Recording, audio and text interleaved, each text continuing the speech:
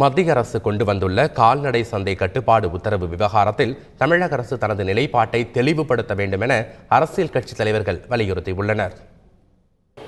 தமிழ்நாடு அரசாங்கம் மத்திய அரசுக்கு வழக்கம் போல் பயந்து, பிஜேபி அரசுக்கு பயந்து மௌனமாக இருக்கிறது.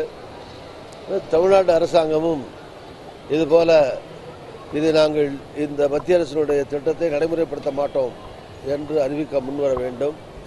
இறைச்சிக்காக மாடுகளை பயன்படுத்த முடியாது என்றால் பால் உற்பத்திக்காக பசுக்களை கூட வளர்க்க மாட்டார்கள். இது காலப்போக்கில் மாடு வளர்ப்பு தொழில் பாதிக்கப்பட்டு அந்த தேவையை நிறைவு செய்யக்கூடிய இடத்தில் கார்ப்பரேட் நிறுவனங்கள் அமரும். புதுச்சேரி முதல்வர் அவர்கள் அந்த சட்டத்தை நாங்கள் நடைமுறைப்படுத்த முடியாது என்று துணிச்சலாக அறிவித்திருக்கிறார். கேரள முதல்வர் ஏற்கனவே அறிவித்திருக்கிறார். அதை பின்பற்றி தமிழக முதல்வர் எடப்பாடி பழனிசாமி அவர்களும் இந்த சட்டத்தை தமிழகத்தில் நடைமுறைப்படுத்த முடியாது என்பதை வெளிப்படையாக அறிவிக்க வேண்டும், அல்லது அனைத்து கட்சி கூட்டத்தை கூட்டி தீர்மானம் நிறைவேற்றி மத்திய அரசுக்கு அனுப்ப வேண்டும் என்று விடுதலை சிறுத்தைகளின் சார்பில் வலியுறுத்துகிறோம்.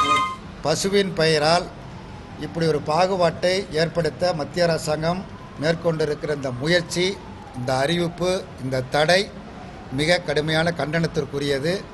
இதை உடனடியாக மத்திய அரசாங்கம் திரும்ப பெற வேண்டுமென இந்திய கம்யூனிஸ்ட் கட்சியின் சார்பில் வலியுறுத்தி கேட்டுக்கொள்கின்றோம். இதை பற்றி மாநில அரசு தனது கருத்தை தெளிவான முறையில் தெரிவிக்க வேண்டும்.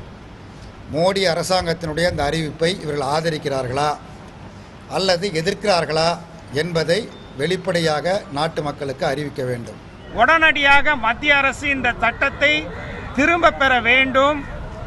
கேரளா செய்திருப்பது போல, கர்நாடகம் செய்திருப்பது போல, திரிபுரா செய்திருப்பது போல, மேற்கு வங்கம் செய்திருப்பது போல, பாண்டிச்சேரி செய்திருப்பது போல தமிழக அரசு மத்திய அரசாங்கத்தினுடைய ஆணையை தமிழ்நாட்டில் நடைமுறைப்படுத்த மாட்டோம் என்று அறிவிக்க வேண்டும். அறிவிக்காவிட்டால் தோழமை கட்சிகளுடைய துணையுடன் நாங்கள் தலைமைச் செயலகத்தையும் மாவட்ட ஆட்சியர் அலுவலகங்களை முற்றுகையிடக்கூடிய போராட்டங்களையும் அடுத்த கட்டமாக நடத்தவிருக்கிறோம்.